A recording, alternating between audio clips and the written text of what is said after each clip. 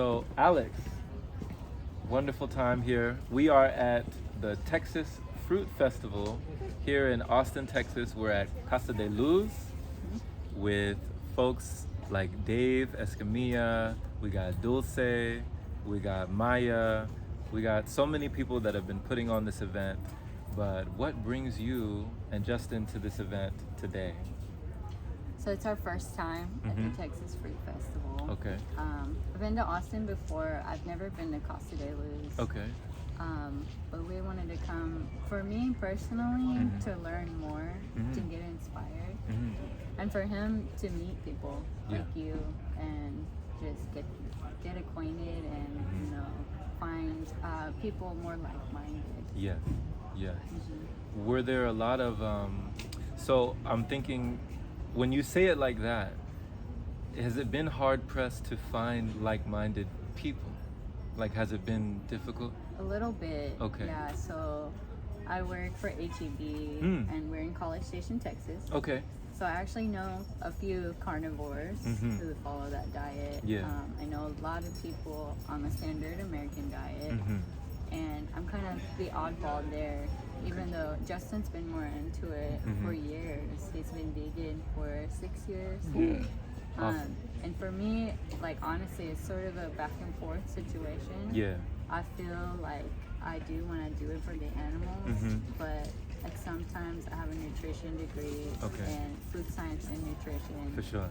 So I know like certain nutrients come from certain foods. I was taught a certain way. Yeah. So it kind of became ingrained in me, like we need this or we need that. Yeah. I feel weak, I need this. Right. And coming here has really kind of changed that mindset. I still like know what I know. Okay.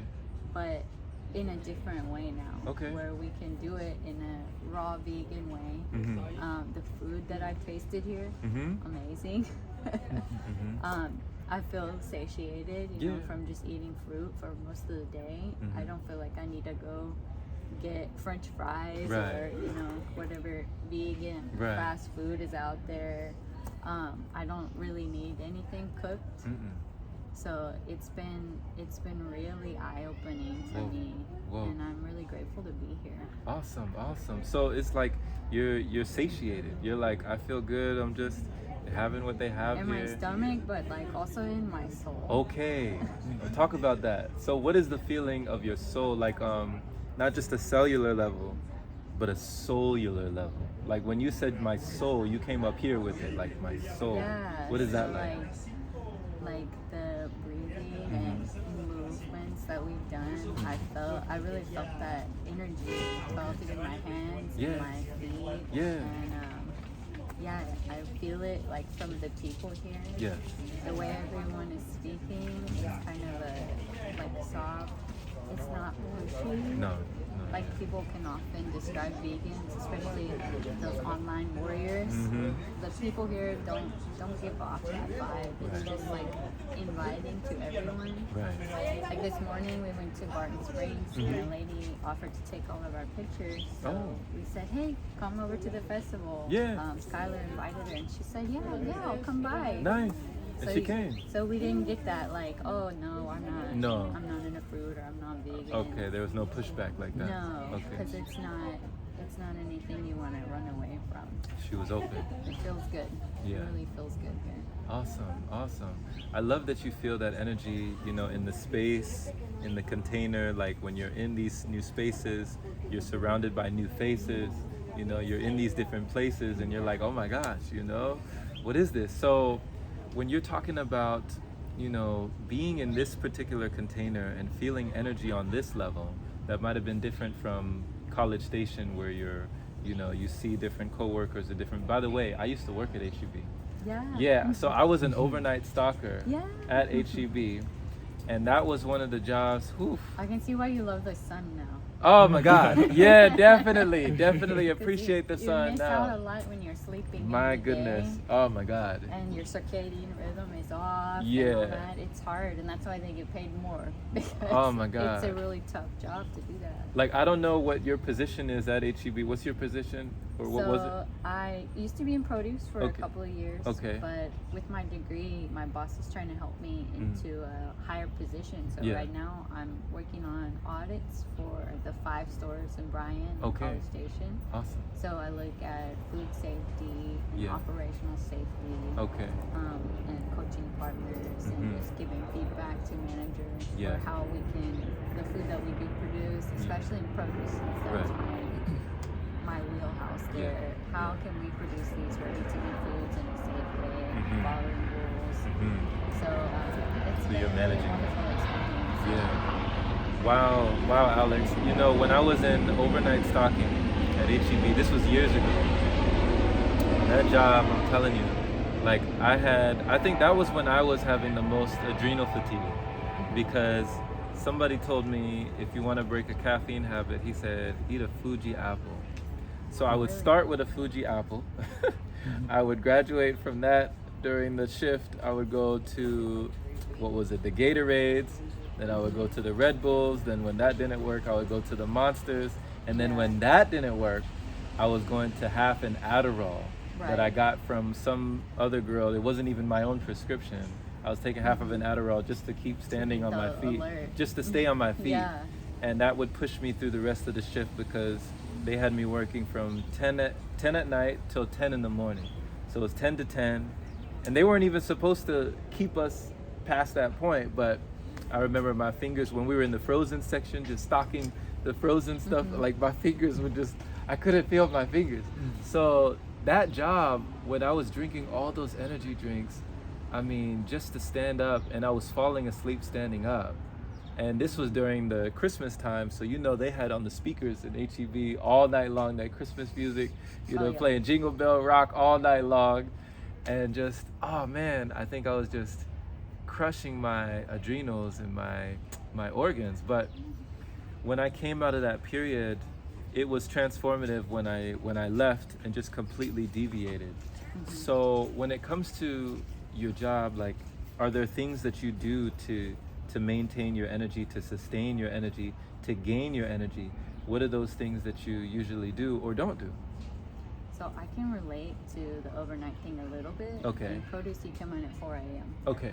Yeah. So you're getting out at 1:30. There you go. It's kind of almost a little overnight and a little daytime. Yeah. And most of the partners around me are crushing energy drinks, a couple during the shift. Yeah.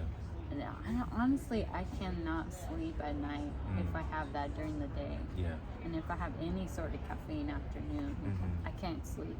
Okay. So the best thing that I do for energy is maintain my sleep schedule. Try to go to bed the same time each night. Wake up the same time each morning.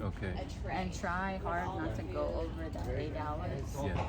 Unless, on the weekend, if you feel really tired, you can have a little bit more. But just trying to stay close in the schedule, using the sun, like I said, circadian rhythm earlier. I feel, science is a big part of us. We research so we can understand ourselves. For sure. So when the sun goes down, I'm ready to go down too. Yeah. I hear you. And when it comes up, I love to watch the sunrise and watch the sunset. And I feel like that itself can be energizing too. Absolutely. Yeah. Sun gazing was something that was tremendous for me starting out. When I started this back in 2019, when I was just doing prolonged fasting, sun gazing was like giving me a whole meal, every day, just gazing at the sun. That's and just amazing. just being present with that energy. And I felt there was a certain point that I literally felt, I don't know about you, Alex, but it felt like it feels like the sun is alive. Like I was communicating with a cosmic intelligence, and I was receiving like light codes and downloads, and there were times where I got even emotional just gazing at the sun and just witnessing it, witnessing me, and just cleansing me and just detoxing me, just purifying my vessel. So that relationship with the sun has definitely gone through so many stages since beginning this journey. And it's awesome that you like to rise with it, you like to set with it, you go with it you flow with it, you know? So my new schedule is usually about 8 to 4:30. So I get in after the sunrise and get home before the sunset. Awesome. So we can get a little bit more of that time where you can look right into it. Beautiful. Which he kind of taught me that a little bit, Justin here. Okay. And sometimes, like if it's not within that last hour, and I'm like looking, I'm like, oh, I can't see now, but my vision has never changed. Okay. So it's not necessarily a dangerous thing unless it's like the midday and you're staring right into it. Right. Yeah. I'm interested to learn some more about that. That was the first book I wrote. The first book that I published on Amazon was Sun Gaze for Success. It was all about sun gazing.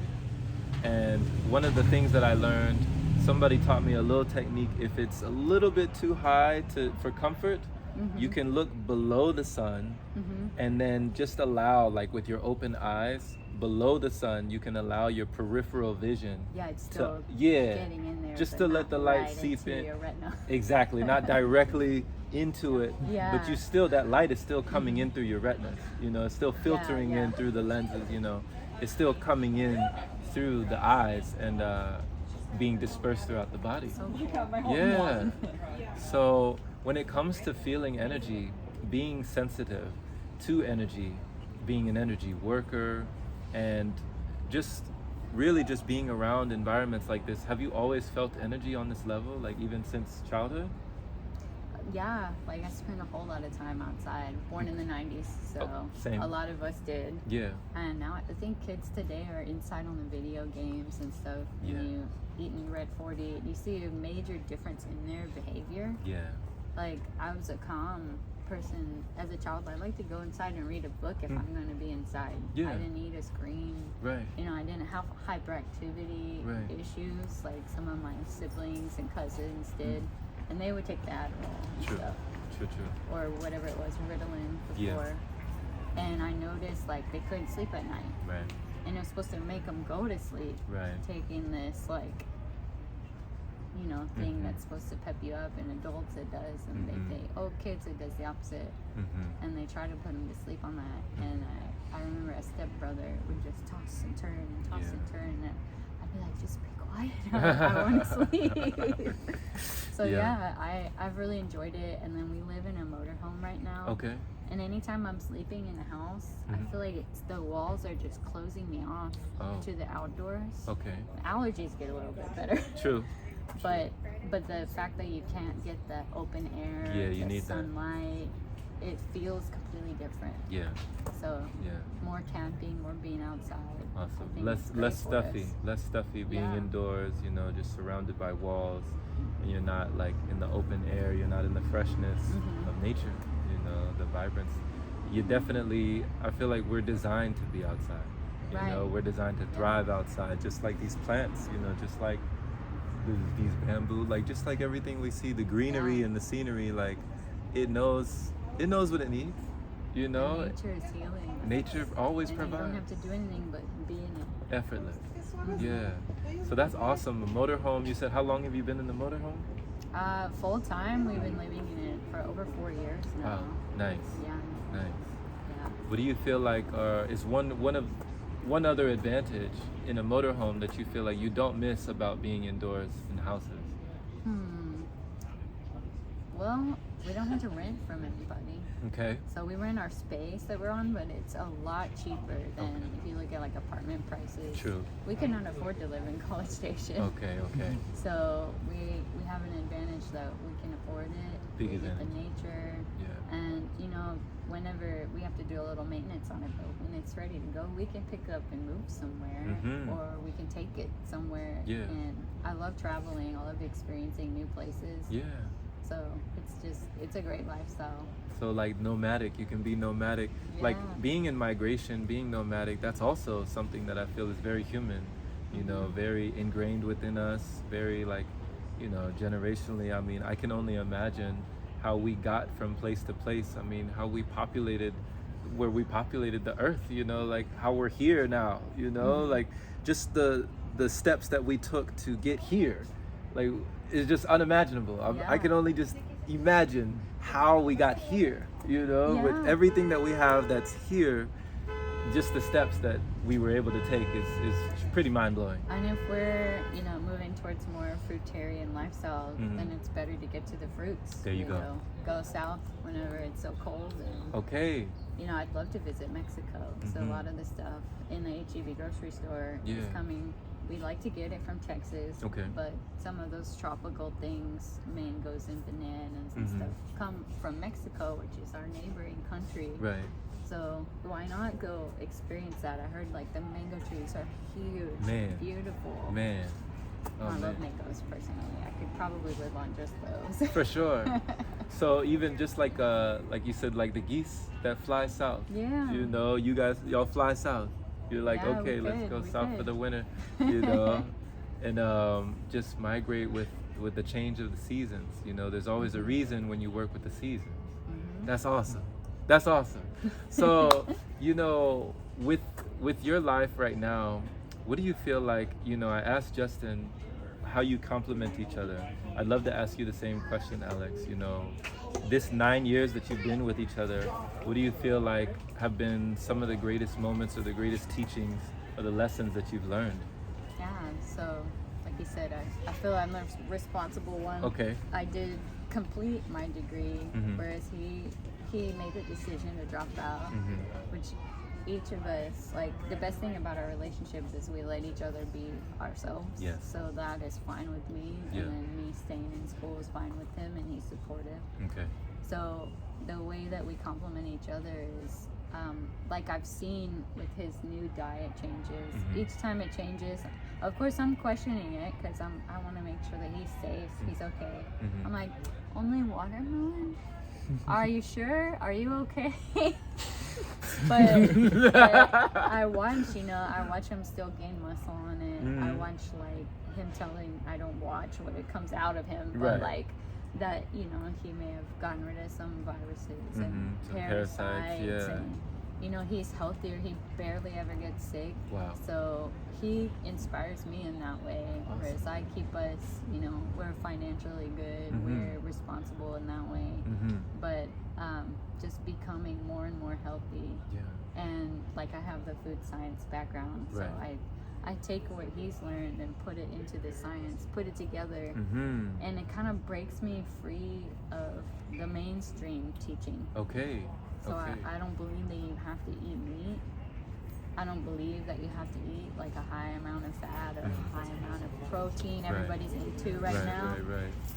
And I tell everybody who talks to me, Alex, you're weird. You're weird. And I'm like, of course I'm weird.